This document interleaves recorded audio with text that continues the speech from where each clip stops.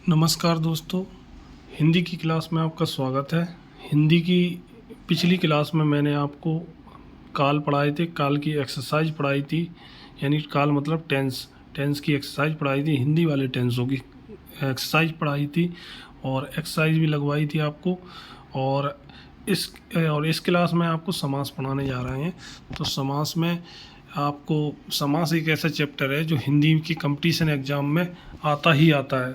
और कोई टॉपिक आए चाहे ना आए, लेकिन समास ज़रूर आता है और 2-3 नंबर का पूछा जाता है। तो दोस्तों चलिए शुरुआत करते हैं समास से। समास क्या होता है? समास का शाब्दिक अर्थ होता है संक्षिप्त में। समास कहते हैं संक्षेप या संक्षिप्त। जैसे राजपूत, देशभक्त, कोई भी अगर शब्द है उसको बड़े वाक्य को अगर एक ही शब्द में कहना हो तो कह देते हैं राजपुत्र, राजा का पुत्र। और देशभक्त, देश का भक्त। ठीक, तो इस प्रकार से शाब्दिक अर्थ को संक्षिप्त में बोल देते हैं। परिभाषा कैसे होगी? दो या दो से अधिक शब्दों से मिलकर बने नए सार्थक शब्दों को समास कहते हैं। दो या दो से अधिक शब्दों को मिलाकर एक नए सार्थक शब्द को, सार्थक मतलब जिसका कोई अर्थ हो, उसको, उस शब्द को समास कहते हैं। समास के भेद, समास 6 प्रकार के होते हैं। समास 6 प्रकार के होते हैं। नंबर 1 है अव्ययीभाव समास। नंबर दूसरा है बहुव्रीहि समास। नंबर तीसरा है तत्पुरुष समास। नंबर चौथा है कर्मधारय समास। नंबर 5वां है द्वंद्व समास। और नंबर 6वां है द्विगु समास। तो ये एक इस हिसाब से लगाए गए हैं कि आपको ट्रैक के हिसाब से याद हो जाए। इसकी ट्रैक है अब तक दादा, आ से हो जाएगा अव्ययीभाव समास, बा से हो जाएगा बहुव्रीहि समास, ता तक में ता से हो जाएगा तत्पुरुष समास, का से कर्मधारय समास, और दा से द्वंद्व समास, और दा से फिर द्विगु समास। तो ये समास को कुल कितने समास होते हैं ये याद करने की थोड़ी ट्रिक है, ये भी आप लिख सकते हैं। और आगे देखते हैं। सबसे पहला समास है द्वंद्व समास। तो द्वंद्व समास को हमने सबसे पहले लिया है। द्वंद्व समास क्या होता है? द्वंद्व समास, इस समास में दोनों पद प्रधान हो। दोनों पद कैसे हो प्रधान हो? दोनों पदों के बीच में योजक चिन्ह लगा रहता है। योजक चिन्ह हमने पढ़ाए थे। चिन्ह में क्या है? ये डैश, योजक चिन्ह लगा होता है। और आए तो द्वंद्व समास कहलाता है। और आ जाए या आ जाए, ये छिपे रहते हैं योजक चिन्ह। योजक चिन्ह तो दिखेगा आपको, और या ये सब चीज़ छिपी रहती हैं।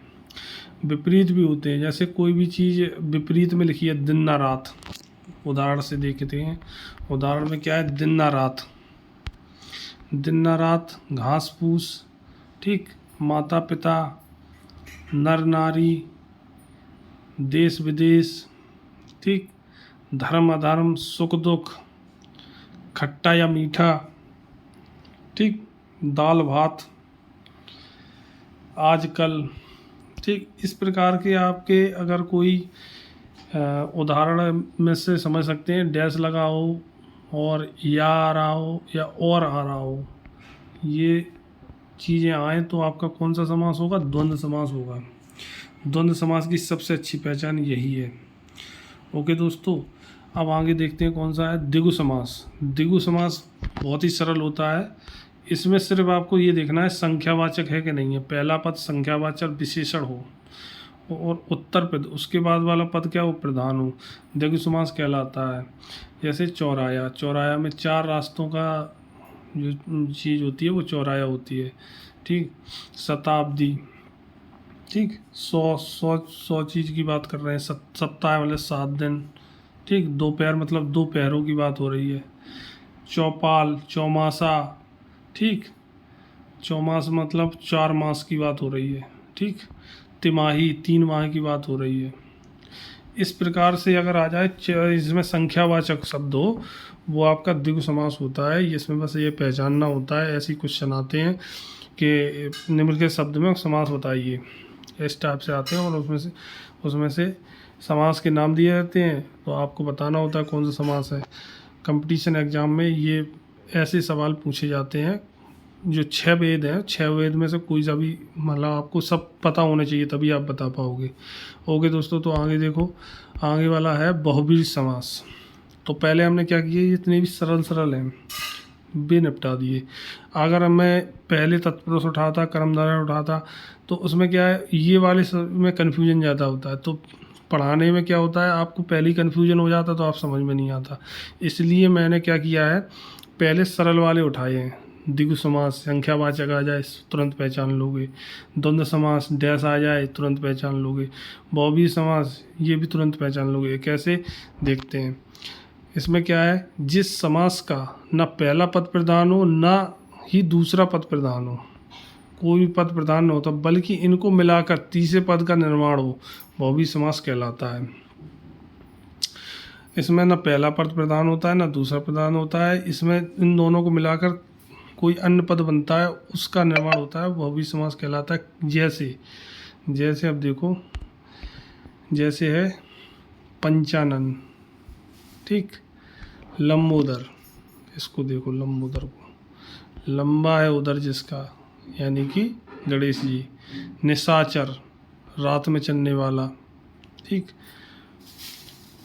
दशानन, 10 हैं सिर जिसके, अर्थात रावण। तो ये इस प्रकार से आ जाए, लंबोदर, दशानन, निशाचर, ठीक, और भी उदाहरण हैं, और ये सब आ जाएं तो आप 12 सिंगा, यानी कि 12 सींग हैं जिसके, अर्थात हिरण। तो ये सब आ जाएं तो क्या होगा, बहुव्रीहि समास होगा।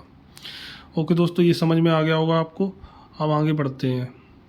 इस प्रकार के उदाहरण आप अगर अपनी किताब में भी देख सकते हैं और पहचानने की कोशिश करो, और जब आपके एक्सरसाइज लगाओगे तो आपको समझ में आएगा। इसकी भी एक्सरसाइज, समाज की जो टॉपिक है ये कवर हो जाएगा। इसके बाद हम समाज की एक्सरसाइज लगवाएंगे और ऐसे क्वेश्चन रखेंगे जिसमें आप कंपटीशन में जो आ चुके हों वैसे क्वेश्चन पूछेंगे, आप मतलब बताएंगे आपको, उन्हीं की एक्सरसाइज लगवाएंगे। ओके दोस्तों, अब आगे बढ़ते हैं। आगे देखो कौन सा समास है, कर्मधारय समास। ये समास कर्मधारय, अव्ययीभाव और तत्पुरुष, ये 3 समझ लो। अगर ये 3 आपको आ गए, ये 3 आ गए तो मान लो समास आ गया, क्योंकि इनमें कन्फ्यूजन हो जाता है, क्योंकि एक ही जैसे शब्द आते हैं और उसमें कन्फ्यूजन हो जाता है। तो इसके जो कंसेप्ट है वो क्लियर होना चाहिए। तो देखते हैं दोस्तों, इसमें क्या है, जिस समास का उत्तर पद प्रधान हो वो पूर्व और उत्तर पद में विशेषण विशेष अथवा विशेषण और विशेष हो। क्या हो, विशेषण और विशेष हो। उत्तर पद प्रधान हो, पूर्व पद, उत्तर पद में विशेषण और विशेष हो। देखो, पूर्व पद में क्या होता है, विशेषण होता है, उत्तर पद में क्या होता है, विशेष होता है। विशेषण और विशेष हमने आपको बताया था पिछली क्लास में जब विशेषण पढ़ाया था। तो विशेषण में हमने क्या बताया था, जैसे कि मोटा आदमी, तो मोटा क्या है, मोटा है आपका विशेषण और आदमी है विशेष। जिसकी विशेषता बता रहा है वो क्या है, विशेष। तो मोटा आदमी है तो ये विशेषण हो गया और ये विशेष हो गया। तो इसी की बात हो रही है। इसके पदों में पहले पद में क्या होता है, विशेषण होता है, और दूसरे पद में क्या होता है, विशेष होता है। ये है उपमेय और उपमान का संबंध स्थापित हो, कर्मधारय समास कहलाता है। ठीक, तुलना होती है इसमें। ठीक, तुलनात्मक आ जाए, कोई भी चीज़ की तुलना हो रही हो वो समझ लो। कैसे, जैसे चरण कमल, उदाहरण है चरण कमल। चरण, चरण मतलब कमल, चरण कमल के समान चरण, किसके समान, कमल के समान चरण। लेकिन कमल के समान चरण होते नहीं हैं, लेकिन उसकी तुलना की जा रही है, सिर्फ तुलना करते हैं इसमें। मृग नयन, ठीक, मृग नयन का मतलब होता है हिरण के समान आँखें, मृग नयन। ठीक, महात्मा, महानात्मा। ठीक, इस प्रकार से आता है। कुपुरुष मतलब बुरा दिखने वाला पुरुष, कुपुरुष। तो इस प्रकार के अगर आपके जो उदाहरण आते हैं उसमें तुलना होती हो, किसी की तुलना होती हो, अतिशयोक्ति भी दिखाते हैं। जैसे कोई मतलब चरण कमल, चरण कमल में किसके समान है, कमल के समान चरण है। तो कमल जैसे चरण तो हो नहीं सकते, सिर्फ तुलना दिखा रहे हैं। तो इस प्रकार की तुलना में क्या होगा, कर्मधारय समास होगा। ये आपको पहचानना है शब्दों को देखकर, शब्दों का अर्थ लगा के भी पहचानना है। ऐसे आपको रटने से कोई फ़ायदा नहीं होगा, उदाहरण रटने से कोई फ़ायदा नहीं होगा। उदाहरण में आपको उसका अर्थ आना चाहिए जो भी आपको बताया जा रहा है। ओके दोस्तों, आगे देखो कई उदाहरण हैं। अव्ययभाव समास। अव्ययभाव समास में देखिए क्या होता है, जिस समास का पहला पद प्रधान व अव्यय हो वह अव्ययभाव समास कहलाता है। इसको पहचानने के लिए पहला पद में क्या क्या आता है, आ आएगा, बड़ा, अनु, प्रति, हर, भर, यथा, उप आदि उपसर्ग आएंगे। उपसर्ग मतलब पहले लगे रहेंगे। ये शब्द पहले लगे रहे हों तो ये समझ लेना कौन सा है, अव्ययभाव समास है। इतना जान लो कि बड़ा आ जाए, अनु आ जाए, प्रति आ जाए, हर आ जाए, भर आ जाए, यथा आ जाए, उप आ जाए, आदि, ये सब आ जाए तो आपका कौन सा होगा, अव्ययभाव समास होगा। इसकी सबसे अच्छी पहचान हमने आपको बता दी है। ये सब चीज़ आप नोट कर लो, याद कर लो अव्ययभाव समास के लिए। और आगे देखो उदाहरण, आजीवन। आजीवन में क्या, बड़ा आ गया, ठीक। अनुसार, अनुसार में अनु आ गया, ठीक। प्रतिदिन, प्रतिदिन में प्रति आ गया है। यथाशक्ति, ठीक, ये भी है एक उदाहरण। इसमें ये देखो ये लिखा है यथाशक्ति, यथावत, यथा आ गया, ठीक। आजन्म आ गया, ठीक। आदि शक्ति, आदि आ गया। तो ये सब क्या है, रातों रात, ठीक, दिनों दिन, भागम भाग, ठीक। तो ये उदाहरण हैं, ये आपके किसके हैं, अव्ययभाव समास के, ठीक। आगे देखते हैं, आगे क्या है, आगे कौन सा समास है, तत्पुरुष समास। तत्पुरुष समास को समझ लो, ये थोड़ा सा इसमें थोड़ी सी ट्रिक होती है, वो आपको समझना है। तत्पुरुष समास का उत्तर पद प्रधान और दोनों पदों के बीच कोई ना कोई कारक चिन्ह होता है। इसकी सबसे बड़ी पहचान है कारक चिन्ह जरूर होगा इसमें, तत्पुरुष समास में, ठीक। कारक चिन्ह होता है। और कारक चिन्ह कौन कौन से होते हैं, ये आपके कारक चिन्ह तो आपको जानते ही होंगे, नहीं जानते हो तो मैं अभी आपको बता देता हूँ कारक चिन्ह क्या क्या होते हैं, ठीक। आप तत्पुरुष समास के 6 भेद होते हैं, ठीक। और कारक चिन्ह कितने होते हैं, 8। यानी कि कितने कारक चिन्ह आएंगे, 8 में से 6 कारक चिन्हों का यूज होगा। उसमें से संबोधन कारक चिन्ह नहीं आता है और कर्ता कारक नहीं आता है, किस में, तत्पुरुष समास में। और बकाया 6 आते हैं। उदाहरण देख लो, गगनचुम्बी, चिड़ीमार, जेब कतरा, यथाशक्ति, ठीक। यथा प्राप्त, यश प्राप्त, सॉरी यश प्राप्त है, हम सुन रहे थे यथा, यथा वाला तो उसमें चला जाएगा अव्ययभाव में। ओके, तो देखो इसमें कारक चिन्ह पहले जान लो। कर्ता ने, ये वाला आएगा नहीं, ठीक। पहले कारक चिन्ह जान लो। कर्ता ने, कर्म को करण से के द्वारा संप्रदान के लिए अपादान से अलग होना, संबंध काकेरी रारेरी अधिकरण मैं पे पर, संबोधन हे वरे, संबोधन नहीं आता है इसमें और कर्ता नहीं आता है। कर्म को करण से के द्वारा संप्रदान के लिए अपादान से अलग होना, संबंध काकेरी रारेरी अधिकरण मैं पे पर, ये आपके कारक चिन्ह 6 आते हैं, इसमें 2 नहीं आते हैं। किसमें, तत्पुरुष समास में, ये याद रखना है। आगे देखो, करण, करण तत्पुरुष समास, से के द्वारा। करण तत्पुरुष समास में कौन सा है, से के द्वारा, ठीक। सुनिश्चित, ठीक, सुनिश्चित। तुलसीकृत, ठीक। हस्तलिखित, हस्त के द्वारा लिखित, मतलब इसमें जो शब्द हैं उनमें से, अगर से आएगा, से नहीं आएगा तो के द्वारा आएगा। रेल यात्रा, रेल यात्रा में क्या, रेल के द्वारा यात्रा। रथ यात्रा, रथ यात्रा में रथ के द्वारा यात्रा। रोगग्रस्त, रोग से ग्रस्त, इसमें क्या आ जाएगा, रोग से ग्रस्त। मन चाहा, मन से चाहा। बस यात्रा, बस के द्वारा यात्रा। तो इस प्रकार के उदाहरण करण तत्पुरुष में आ जाएंगे आपके, ठीक। से के द्वारा, इसमें के द्वारा छुपाओ शब्द में और या से छुपाओ तो आप समझ जाएंगे तत्पुरुष समास है। आगे संप्रदान, संप्रदान में के लिए आएगा, क्या आएगा, के लिए। गौशाला, गाय के लिए शाला मतलब आवास। भोजनालय भोजन के लिए, आवास भोजन आलय मतलब आवास, ठीक। प्रयोगशाला प्रयोगशाला भी वही होगा। स्नानागृह स्नान के लिए घर, स्नानागार।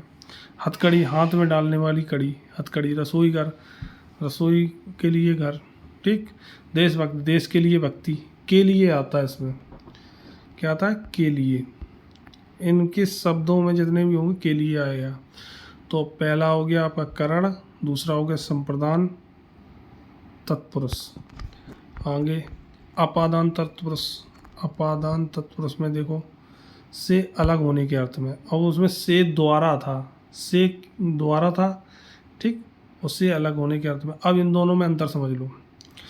करण से के द्वारा, अपादान से अलग होने के। करण मतलब बस से यात्रा, मैं बस से यात्रा करता हूँ तो बस के द्वारा यात्रा करता हूँ या बस से यात्रा करता हूँ, तो मैं बस में बैठ के जाऊँगा तो इसमें अलग नहीं हो रहा हूँ, ठीक। और एक है पेड़ से पत्ता गिरता है, पेड़ से पत्ता गिरता है यानी पेड़ से पत्ता क्या हो गया, अलग हो गया, तो उसमें कौन सा अपादान कारक होगा, इस प्रकार से। अब देखो इसमें से क्या क्या उदाहरण हो सकते हैं।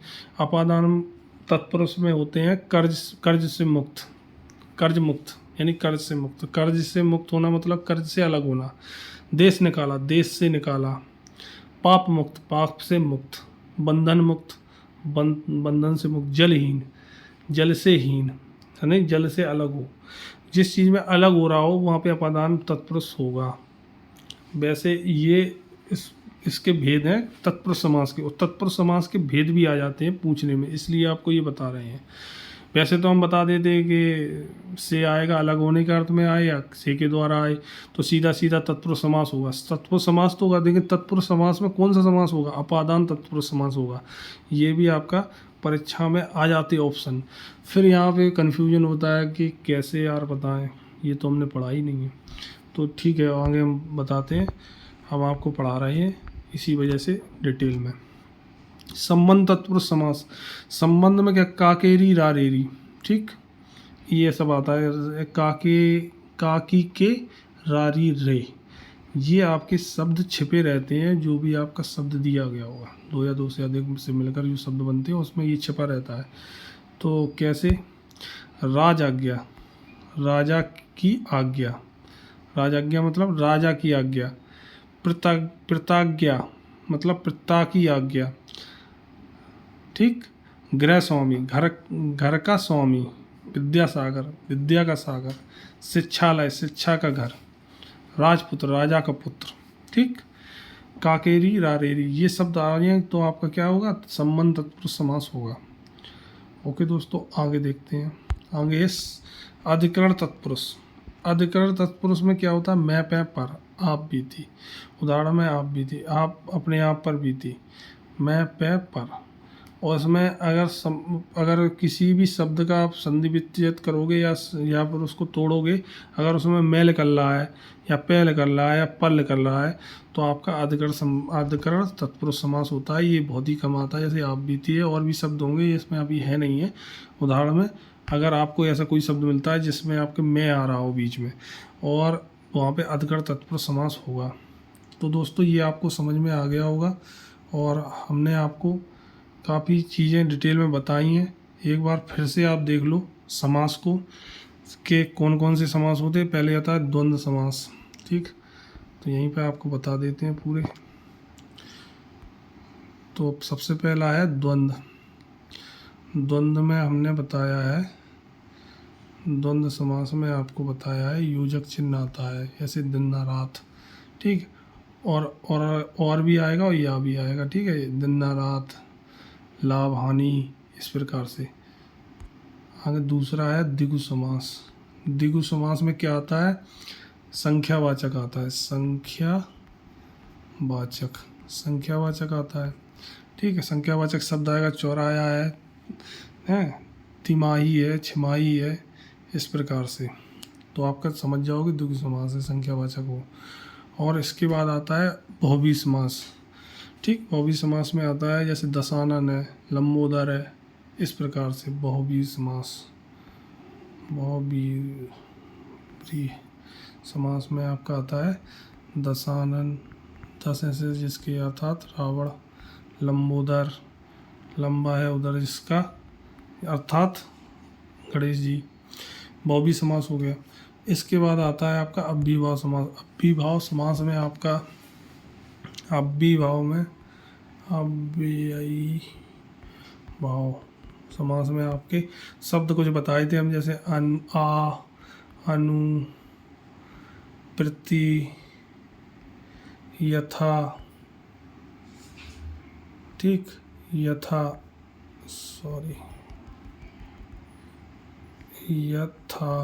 ठीक, आदि। ये सब शब्द आए तो उसमें आप देख लेना, आपको 5-6 शब्द होते हैं, वो अगर आए आपके तो आपका कौन सा होगा, अव्ययीभाव समास होता है, शुरुआत में आए, ठीक। इसमें और ये भी आता है दिनों दिन, रातों रात, ठीक। इस प्रकार के उदाहरण आए हैं। तो आप क्या बताओगे, अव्ययीभाव समास। आगे है आपका कर्मधारय समास। कर्मधारय समास में आपका देखते हैं, अव्ययीभाव बता दिया, कर्मधारय है, ठीक। तुलनात्मक बताया था हमने, तुलना वो जिसमें जैसे चरण कमल, मृग नयन, ठीक, तुलनात्मक शब्द आ जाए। अधमरा, सद्भावना, सद्बुद्धि, सपुरुष, कुपुरुष, मंदबुद्धि, ठीक। गुरुदेव, ठीक, गुरु की तरह देव, ठीक। इस प्रकार से आपको समझना है दोस्तों। और इसके बाद आता है तत्पुरुष समास। तत्पुरुष समास हमने आपको बता ही दिया है, कारक चिन्ह लोप का लोप होता है सभी शब्दों में। कारक चिन्ह कौन कौन से आते हैं, 6 कारक चिन्ह आते हैं। कर्ता कारक चिन्ह नहीं आता है, और संबोधन हे और ए वाला नहीं आता है। कर्ता ने नहीं आता है, आपके शब्द कौन सा नहीं आएगा, ने नहीं आएगा और हे और ए नहीं आएंगे। बकाया कारक चिन्ह के जितने भी शब्द हैं सभी आते हैं। ओके दोस्तों, तो आज की क्लास में बस इतना ही। मिलते हैं अगले वीडियो में। जिन लोगों ने चैनल सब्सक्राइब नहीं किया वो सब्सक्राइब कर दीजिए, जिससे आपको आगे आने वाले वीडियो मिलते रहें, और जो लोग नए देख रहे हैं उनको पीछे वाले वीडियो भी मिल जाएंगे। हिंदी के लिए आपको बेस्ट से बेस्ट वीडियो देना हमारा काम है। ओके, मिलते हैं अगले वीडियो में। Thanks for watching.